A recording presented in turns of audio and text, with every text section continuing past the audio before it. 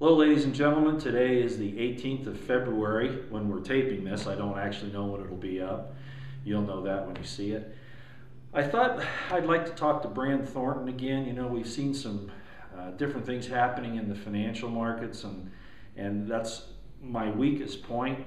And Brand has a really good handle on this, and so I thought, especially on the circumstances right now with the dangers of Obamacare and what it's doing to the economy, I thought Brand could give us some real good insight as to what's happening and what people are trying to do with their money at this point in time, people that have it to spend.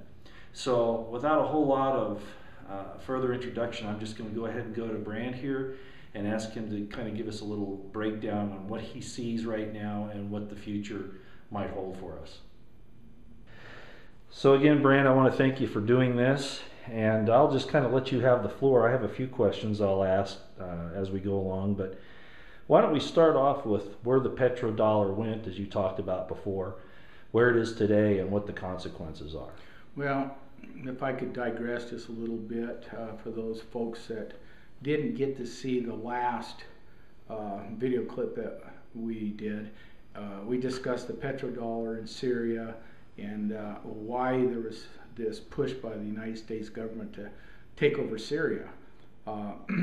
It was their way of propping up the petrodollar. They had to get control of certain oil fields in the world, namely the big one was Iran, and there's this agreement between Russia, Syria, and Iran for a new pipeline to take oil and gas to the Mediterranean. Well, and also what was happening at that time is you had some of the largest economies in the world that were going over to a gold standard, namely China.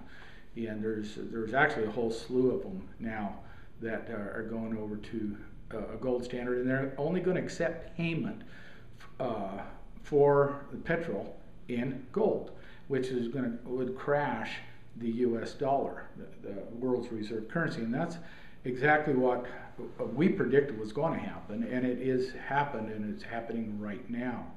So with that in mind, one of the other things that we discussed is what was going to happen to our economy.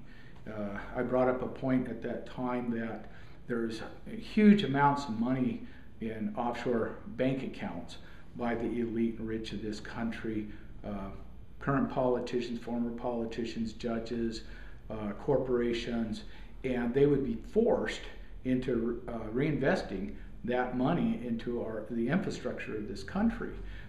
There's no other place it can go. The rest of the world community won't touch it. As far as they're concerned, it's nothing but toilet paper.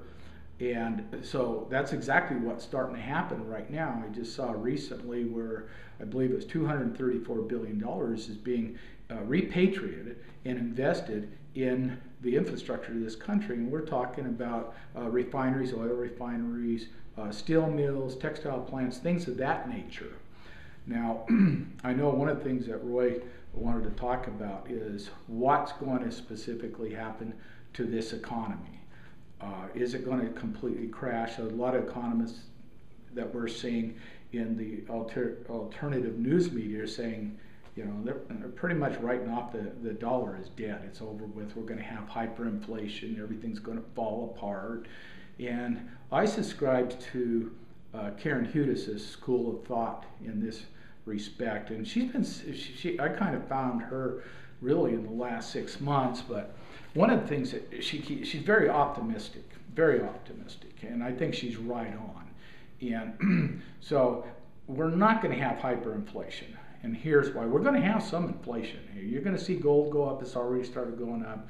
Silver's already started going up. You are going to have a certain amount of inflation until it balances out. Because when this money is invested in our infrastructure, we're going to start producing again. There will be production in this country. And now when we have production, there's something to buy. You can spend that money and it'll balance out. It's, you know, supply and demand. It will balance out and we're going to be just fine. So from that respect, I want to encourage everybody, don't panic. Do not panic. The worst thing you can do in these type of situations is panic. America is very, very blessed by God. We have the greatest natural resources of any country in the world. We have phenomenal technology. We have a great workforce. We can produce, and we will produce. And this country is going to get back on its feet like never before. We're going to have some political upheavals that are really happening right now. There's dissension amongst the ranks. Roy brought up a point. Why don't these people invest their money someplace else rather than America? Because the political agenda by this administration is really to destroy America. Well, there's dissension among their ranks. They don't want to be broke. You know, you've got these politicians, retired politicians, that have huge amounts of money in these offshore bank accounts. Some of it's here, but most of it's in the offshore bank accounts because they can't account for it. So that's why they're bringing it back to this country, is they want to maintain the value of that, the purchasing power of that money. And so you have this, we're having this dissension within the ranks that you don't hear a whole lot about, but you are seeing the effects of it. You're seeing these bankers that are either being killed or committing suicide at an alarming rate. There are investigations that are taking place that, you know, you catch wind of them a little bit here, a little bit there, and these investigations are uncovering a lot of fraud. You haven't heard it much about LIBOR in a while, but now I just saw where they're going after another bank CEO over the LIBOR scandal. So they're tying it up. They're tying it up, and they're cutting off. One of the neat things about this whole thing is they're forcing them to cut the money off, the money supply off to these illegal types that, you know, these banksters, these mercenaries around the world. And unfortunately, that's what our military has become, is nothing but a bunch of mercenaries. Well, you can see what's happening. They're cutting off the money to them too. And so that's a good thing. And if they can't beat us over the head with the U.S. military, they're in trouble. And I kind of wanted to ask about that specifically, Brand. Of course, you know, there's been the move to demonize conservatives, gun owners, returning vets, et cetera, you know, Christians, that kind of thing.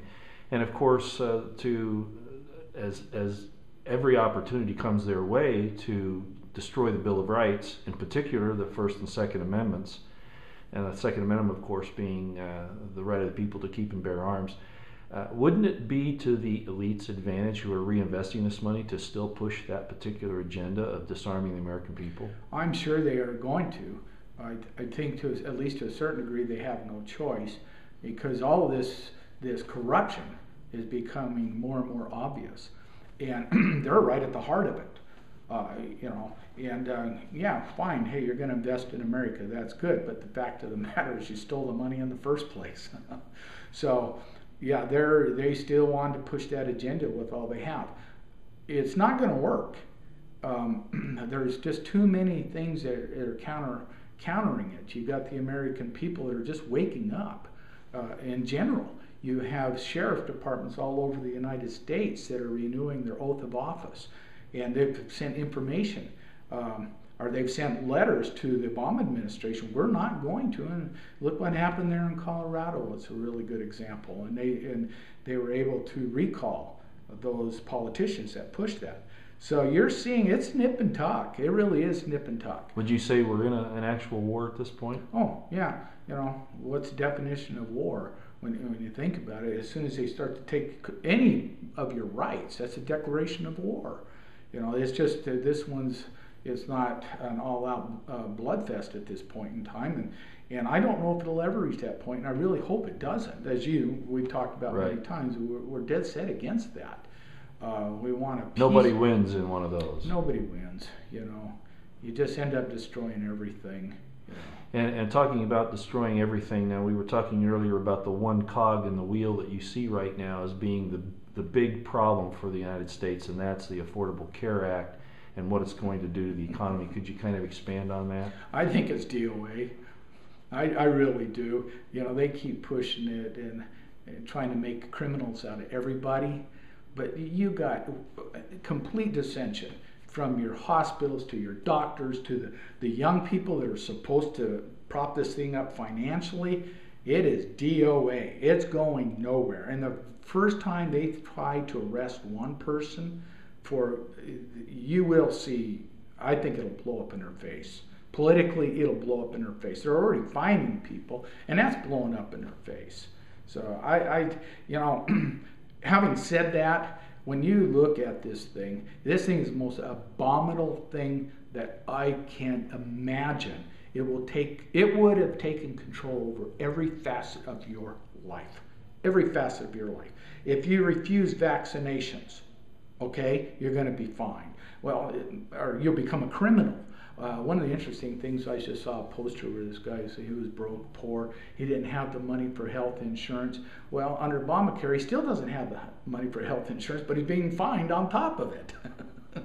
So, yeah, this thing was purely satanic.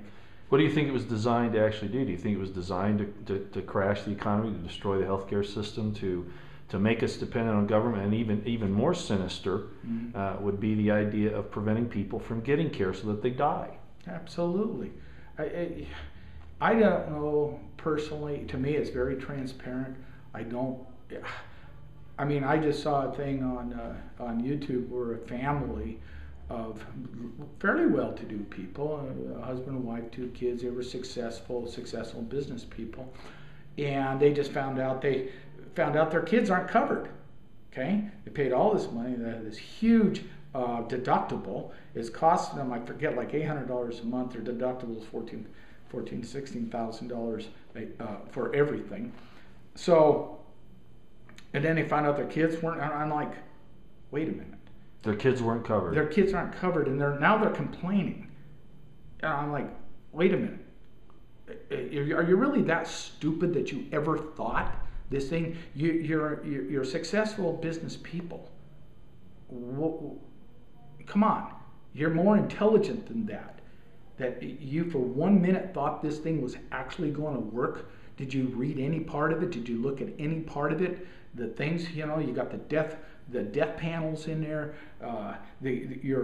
Doesn't cover pre-existing conditions like they promised it would. The whole thing is a joke. It's not affordable. It's just total enslavement. And little by little, people are waking up to that. Actually, I think they're waking up pretty fast to that now. That's on the news quite a bit. I even see negative reports by CNN and these liberal rags like that. And so when they start reporting it, the thing's in trouble. So it's in trouble. Well, to shift gears to a slightly different topic, we want to talk just for a minute about Wall Street and the Federal Reserve's quantitative easing program. And of course, that's all a joke as well. But of course, it's touted that it's helping the economy. I'd just like you to discuss for a minute, is QE helping Main Street, or is it only helping Wall Street? Well, ultimately, it's going to be just Wall Street. That's it. Okay, because we have our monetary system is a debt system. Okay, I see where they're trying to raise the debt. In fact, I think they just voted on raising the debt ceiling again. It's hidden in plain sight. It's not even hidden. It's in plain sight. Every time we need money to grease the skids of industry, we need capital. It's borrowed, and it has to be paid back with interest. They don't print the interest, so ultimately there's going to have to be another bailout for the banks. Otherwise, they're going to fail, and it's just this vicious cycle. It goes over and over and over. The boom and bust, and then bailouts, and they lobby the politicians, and you end up losing rights over it and privileges. You see your Constitution eroded away by this system, and it is an impossible system. It was, it was originally designed. The system was originally designed to leach out all the precious metals out of any economy. That was the original design of it, and enslave the people. And well, they run into some problems, that I assume that they never really foresaw. That's a little hard to believe, but this country has vast reserves of precious metals.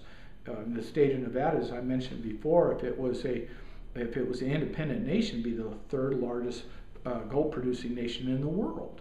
And so, this solvent money keeps coming into the economy, and tends to keep things going. And of course, it's all relative. So if they could print enough money, theoretically, they could still take it all. And in a sense, that's what they're doing. I think the whole purpose of that originally, I shouldn't say originally, but the whole purpose of these bailouts and things like this is they started realizing in this information age that the American people or the world community was going to wake up to their dirty little deeds. And rather than conceding, saying, we made a mistake, we want to be a good neighbor, no. They just looked at it like this: we need to get control over these people, every part of their life. And so it boiled down to this: it's either us or them. They put us in an impossible situation. It's blowing up in everybody's face. They got to get control over us, or we will take vengeance upon them. And that brings up probably the final point we probably want to talk about today. And you knew I was going to go here eventually. How do you feel about Obama? You were describing him earlier. And, I look at this guy, supposedly a constitutional lawyer. In my estimation, if you want to wreck, we were talking about contractors, if something goes wrong on a job and the general contractor, whoever, does something to somebody, or they want to take down the project, and let's say that there's an electrical problem that they find later. Usually it's an electrician that's done that. If the problem shows up to sabotage the project, for instance, an electrical situation, they could use an electrician to sabotage that knowingly. So here we have Obama as a constitutional attorney, and yet he has violated the Constitution on every turn. So did they bring him in here to be the wrecker of the contract? Absolutely. I think he's just this incredible illusion. He's a useful idiot. His allegiance is to Islam, first and foremost. That's where his allegiance lies. And he thought he was just going to outmaneuver him. Outmaneuver the true puppet masters. Okay. Which, you can trace all the way back to the think they'll kill him? Jesuits. I think they will kill him. Okay. I think his days are absolutely numbered. Okay, and I didn't mean to interrupt you, but since you brought that up. So he's tried to outwit the puppet masters, and so where does that go from here? Well, that's, if I were a prophet, I would start prophesying, but I don't think that's the case. It's going to be very interesting. I think ultimately, I've said a long time ago, I believe he is the beast, and he's trying to turn his power and our country, which is his power and authority, over to the Antichrist. Okay, now if he is the beast, what does it say? He's going to be turned over to the burning flame. He's going to be destroyed. And I see ultimately that's what's going to happen. The part that I think that they're going to try and do is that they're going to try to blame it on some patriot group, false flag patriot group, crazy, The last people that would hurt Americans are patriots. Yeah. So as soon as you see that, you know that there's a problem. Be ready for this false flag when this one happens, because they got to get rid of him. I think he was given ultimatums a long time ago.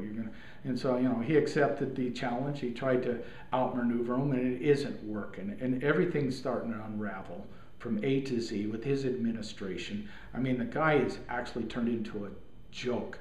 I saw where Ted Nugent called him a subhuman mongrel, which fits perfectly for him. He's neither white nor black. Okay, so he's a mongrel. You can't call that racist. So, and then he is subhuman. He doesn't care. He would have every woman in a burqa. He would have Sharia law enforced in this country every inch of the way, and that's his goal. Make no mistake about that. That's what he wants. So, and that'll never fly in this country. So let's say that the end result is that, okay, these investors begin to jumpstart the economy again because they have no other choice with their dollars. They have to put them here. Nobody else will take them. That's kind of the idea. You have a political administration that is trying to turn the country over to foreign interests and to destroy the Constitution and the Bill of Rights. And somebody's going to get desperate here. There's obviously dissension in the ranks. So if this thing, God forbid, but as you and I have talked about, it's very likely that this is going to fall apart at the central government level, which would then, of course, cause the states to be split up similarly to the Civil War. You're seeing succession on every level right now. It seems like every state's got their own different thing they don't like California, they passed laws against NDAA, and yet they allow other things, the confiscation of legal firearms. Then you look at Colorado, and they're succeeding for different reasons. One's the Second Amendment, but I find it very interesting that they're legalizing marijuana. By the way, folks, is the greatest medicinal plant on the face of the earth. It always has been. I don't know anything better. Then you just go on down the line. You've got states that are succeeding because of Obamacare. Was it North Carolina, South Carolina, Texas? So you've got all these different reasons for succeeding, and that's exactly what you're seeing happening. Now, the ultimate thing is, this much I will say, I truly believe that we will eventually pick the best things, which are all constitutional. And we'll look around, all these states, you've got the governors that are working with Karen Hudis on all this stuff already. They're already working on this. And we're going to, I believe we'll be able to pull it back together. We're going to restore our Constitution, the Bill of Rights. What's really interesting to me is every time they try to do something that's going to destroy this country, in so many aspects, there's always a silver lining. Just like this, the homosexual agenda, okay? Well, people are going to realize you can't have the government enforcing marriage, period, regardless of what kind of union it calls for. People are going to say, get out, leave people alone. Yeah, they've only been in this business for a little less than 200 years, and yet everybody thinks that this is the way it's always been, that the state grants the marriage license. And we never used that until 200 years ago, and it was obviously another usurpation of private contracts by the government. Exactly. Marriage, God set the parameters of marriage. And we're probably getting off the track a little bit, but that's what I like about these things. We get in a potpourri of information, and we just let it flow. But God set the parameters of marriage. Now, whether Jack and Joe want to use their own ideology, fine. Just go do it. Just don't ram something down everybody else's throat. Just leave us heterosexual straight types alone. Now, and to me, when they talk about gay marriage, it's an oxymoron. They can call it what they want. I don't care. But the neat thing about this whole thing is what I see is you're going to get the government out of the first holy institution ever given to man. What about the separation of church and state? They never, ever had any right to get involved in personal relationships, regardless. It's just not in the. It's just not in the. The interest of humanity to start making laws about everything. You just can't do that. The over legislature, they make laws on everything. I forget every year how many thousands of new laws are on the books. Oh, yeah. Are you kidding me? That's why things like the IRS, everybody wants to be in compliance. Well, I shouldn't say everybody because it's going down the tubes too. The fact of the matter is there are so many laws in the U.S. tax code and in the IRS tax code. If they want you, they got you. Well, they're not laws technically in the IRS tax code, correct? That's all a sham. It's it's a fraud that's been pulled over the eyes of the American people, and they're using nothing more than precedent now to keep it going because there is no law. Yeah, and if we can get the American people to wake up, and they are waking up despite chemtrails, despite the fluoride in the waters, despite the GMO. By the way, Harvard came out and said that fluoride was in fact causing an IQ drop in the population. Yeah. Harvard study, it was in Time magazine, just so everybody knows. Last Friday, I believe it came out. So you can go look at that. But as you were saying, so there are all these things going around to dumb us down and to make us sick. I didn't mean to interrupt you, but that's fine. Yeah, and it's amazing when I stop and think. Let me qualify myself. I saw this a long time ago. A long time ago, I quit drinking fluoridated water. I'm very careful of the foods that I eat. I'm not going to say that I eat the best, but I am careful in certain things, and I do supplement my diet with very, very good stuff. The chemtrails, I have nothing. I haven't found a really way to combat that except for just taking in a lot of antioxidants and vitamins to keep flushing it out of my system. Here where we live, I mean, every day, oh my gosh, you look up and it's amazing. The chemtrails. It's definitely not an atmospheric condition that causes that. And I got a question about this whole thing. I just saw an interesting thing on the news that happened back in the late 40s, in the 40s, with the United States Army conducting these tests in St. Louis, where they were poisoning people on a regular basis. Now there's this outrage.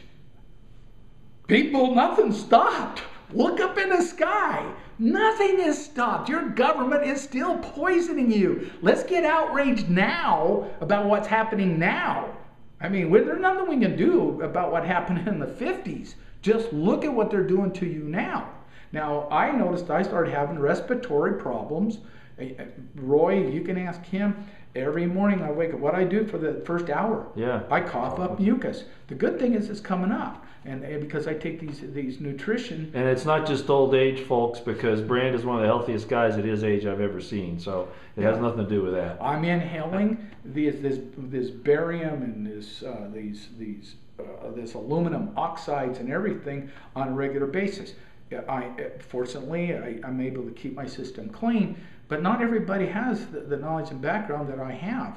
And so you take the average person, they're still drinking fluoridated water. Now they're eating GM. By the way, go if you're going to buy food, go to Trader Joe's, okay? They absolutely refuse to have any GMO foods there. And Roy and I, we've been, running a little test, just off the cuff here, about the foods and how it makes us feel, and we have found a marked difference between. We're not trying to plug Trader Joe's, folks. No, this is just a fact. Yeah, it's just a fact. The foods that we buy there, I mean, when you get our age, one of the best things that happen to you is have a good bowel movement. And we bought some. Roy's experimental with foods at your average store. And I'm not going to mention any names because I don't want to hurt them. But I've done the same thing, and you have some real problems when you eat those foods. And we exclusively shop at Trader Joe's. Okay, so anyhow, I've been at this. I'll be 62 years old. I've been at this for 40 plus years in experimenting with dietary laws. And if I have an IQ that's higher than the average person, I'm going to give the credit directly to the fact that I haven't been poisoned. So if you're having mental disconnects, is what I call them. If you can't articulate what you're trying to say, if things don't come spontaneously to you, start looking in your refrigerator, start checking your water. Really, people. You mean isn't that schizophrenic or paranoid to think like that? Or to have a food supply, or to have weapons, or to have commodities you can trade for barter? A lot of people say that, but you're living proof of sure. that. They want to mark you, brand you as an extremist, and to destroy your credibility. That's all that's about. And please don't go along with these people anymore. They're not really people. They're demonic. They're out to destroy you. They don't care. So many of them know the truth of everything that we're talking about right now. They know all this stuff. They don't care about you. They don't care about the average human being. They don't want to help you. They just want to destroy you. And everything that they're doing in this world is destructive. We have opportunities right now in this, with the information age and with the technology that we have to bring out this free energy sources. They're everywhere. Do you realize right now, for the last at least 2 years, Japan's been marketing a car internationally that runs on water. It's not a big mystery. What's the company that's doing that, Brandy? I don't even remember offhand. Okay, I showed you. Yes, I just wanted to bring up some people who know. I put a liter of water in there and drive 200 miles. The only byproduct is water. So. And then there's you can get generators now that run off the world's electromagnetic field, and free energy in the house. They've been perfected in Australia. They're marketing them around the world. Oh, you don't see them here though, now, do you? Okay, no, you're not going to see them here. Tesla came up with this stuff a long time ago. Look what they did to him. There were some letters that were finally revealed from. I forget the guy, Rockefeller, when he originally endorsed Edison, and Tesla comes along and just got way better stuff, way better stuff, and he was going to have electrical cars and things like that. That you wouldn't even need gas and oil. You wouldn't need gas and oil for anything. And when this was proven, the Rockefeller, the great grandfather of the current Rockefeller, said, "We were here first." He came later. Yeah, it was about them, not about humanity. Exactly. As usual. We were here first. He came later. And that's what government should be here to protect us from, is that kind of attack on our personal well-being. Yep. So that was definitely wrong. And they had J.P. Morgan take all of his financing away from him. They destroyed him financially, and then they destroyed him in the eyes of the people. They had him arrested and thrown in jail. Wow. They destroyed, at the time they destroyed this man, they laid the foundation of the destruction of this country too. These are the type of people you're dealing with. These are when I say subhuman people, I mean subhuman people. You know, and people need to wake up and recognize that. You know, there's this Bible scripture in Matthew talk about the wheat and the tares growing together. You wouldn't be able to tell who they were until our time. You can see who they are now. And what does it say about the tares? They're bound in bundles and they are burned. So that's what they got coming. Brand, it's always interesting. We probably ought to let the viewers have a little break here. We've been going on for over half an hour. I want to thank you again for doing this. We will do another one of these in the near future, probably on a slightly different topic. You're very well versed and read, and you keep track of everything that's going on. So just thanks for doing this for us again today. You're welcome. And we'll take the show on the road one of these days. Also, I think we should keep in mind that in order for a good change to come to the United States, the people really need to start choosing what's right. You know, I've said for a long time that we need to take sides. We need to choose good or evil, darkness, light, life, death. You know, we have to make those choices. And if we make the wrong ones, if we make the ones that are on the evil side, then these blessings that Brand is talking about that could happen will be turned against us. We need to renounce war, proclaim peace, demand accountability from people in government, that they abide by the principles of liberty as outlined at least in the Bill of Rights, even if we change some of the other administrations of our government. And we need to protect the innocent. We have to renounce abortion. We have to, like I said, renounce war. We have to be prepared to look at what really is true, what really is right, and do those things. How do we know? By the fruits, what they make you feel like. It was once said by a Jewish rabbi when he was asked to describe the law as a student stood on one leg. He said, "Do not that which you hate to your neighbor." We heard it later by Jesus, who said, "Do unto others as you would have them do unto you." So I believe that while the American people have it in them to do the right thing, they have to choose and act to do so, or all of these forces will be turned against us. I hope you found that interesting with Brand. We'll do this again.